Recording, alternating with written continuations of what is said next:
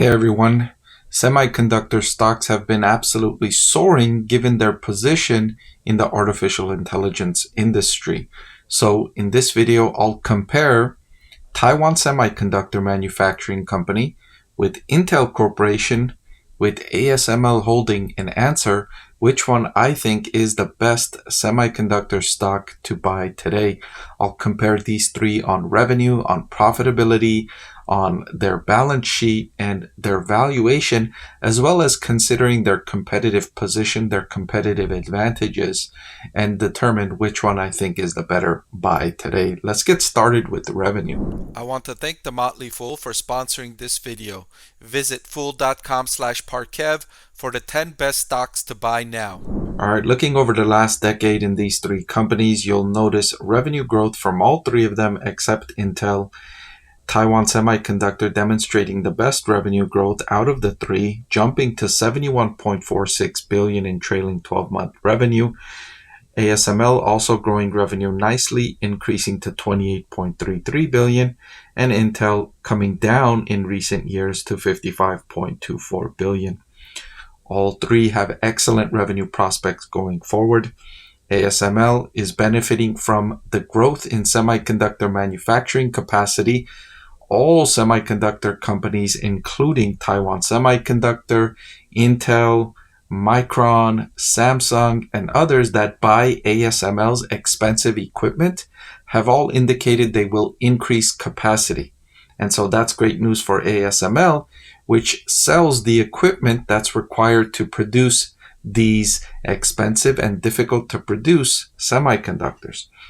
Now, Taiwan Semi is notarized and popular for being the supplier for NVIDIA and AMD, two of the most popular graphic processing unit companies out there. NVIDIA, of course, the most popular AI stock today. Taiwan Semi is the producer of NVIDIA's chips, so it's benefiting as a result. Intel, meanwhile, has spent billions of dollars expanding manufacturing capacity or starting expansion of manufacturing capacity. Intel is capitalizing on billions of dollars of government incentives to increase manufacturing capacity. So that's reducing the cost of its expansion. Intel now spending to catch up to the latest generation technology. Famously, Intel did not invest in ASML's latest technology, and that put Intel behind in the semiconductor race. Now it is spending money to catch up, buying ASML's expensive equipment, and that could propel Intel forward in the industry competition-wise. So the next thing I wanted to compare these three semiconductor stocks on is operating profitability. And looking at the operating profit margin, Taiwan Semi holds the lead here at 41.82%, with ASML coming in second place at 31.52%. Intel, meanwhile, has seen its profit margins collapse as it has spent billions of dollars in its expansion plans. Those costs are hurting its profit margins in the near term, but Intel management says that longer term it expects to return to those robust profit margin levels in the future. However, that may take a couple of years for Intel to rebound to those levels. Similarly, if we look at cash flow from operations to sales, Taiwan Semi holds the lead here at 57.49%, with second place coming in at Intel, and then third place coming in as ASML. Now, the difference between cash flow from operations and operating profit are non-cash expenses. Things like depreciation and amortization and stock-based compensation are non-cash expenses that could make profitability look worse, but cash flow from operations look better, depending on how heavily you use these non-cash expenses.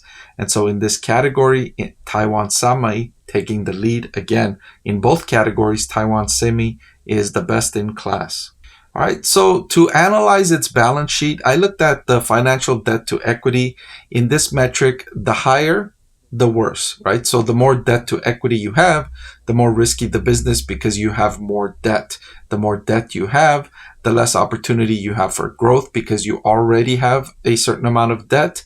and the less flexibility you have in terms of growing your revenue, because you can have fewer options in terms of making sales. When you have lower debt, you can be more flexible in the terms you offer your customers. For instance, ASML sells to Taiwan Semi and Intel.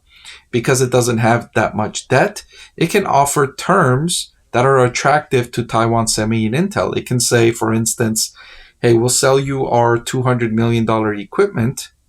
You don't have to pay us back until 9 months later, right? But if it's desperate for cash, if it has so much debt that it needs the cash to pay off its own debt, then it can't offer those flexible terms. And so that's just one reason why debt is burdensome.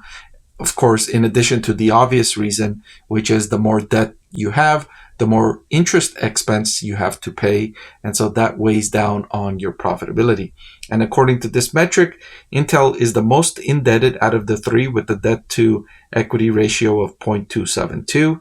Then it's Taiwan Semi with 0.051, and ASML is the least indebted with the debt to equity of 0.013. And finally, I wanted to look at valuation, and I chose to use the forward price to earnings ratio to compare these three on valuation. And according to this metric, ASML is the most expensive at 29.9 forward PE. It's almost twice as expensive as Intel, which is trading at a forward PE of 15. In the middle here is Taiwan Semiconductor, trading at a forward PE of 19.6. So the valuations in these cases have a lot going on here. First of all, ASML is trading at the most expensive valuation because of the competitive advantage it boasts in the business. Nobody else can make the equipment that ASML makes, the highest cutting edge technology equipment. It has essentially zero competition. And so that allows it to respect pricing power. It can price its products basically as high as it wants. And secondly, it drives a premium valuation because investors do not have to fear competition against ASML. Okay. Secondly, Taiwan Semiconductor, trading at a forward price to earnings of 19.6. If Taiwan Semiconductor was a, let's say, US-based company, it would be trading at a forward price to earnings much higher than where it is. I don't know exactly where, it would be speculation, but I would say at least a forward price to earnings of 25, maybe 30, maybe 35. But because it's primarily based in Taiwan, and because of the geopolitical risks with China pressuring Taiwan, trying to absorb it into China, those risks are causing Taiwan Semi to trade at cheaper valuations. Finally, Intel, trading at a cheap valuation, deservedly so. It's underperformed the industry. It hasn't made the proper investments in technology, and it's fumbled some opportunities in the past. And so investors are not confident that Intel's billions of dollars it's investing right now to catch up, they're not confident that it's going to work. And so Intel is trading at the cheaper valuation because of those investor concerns.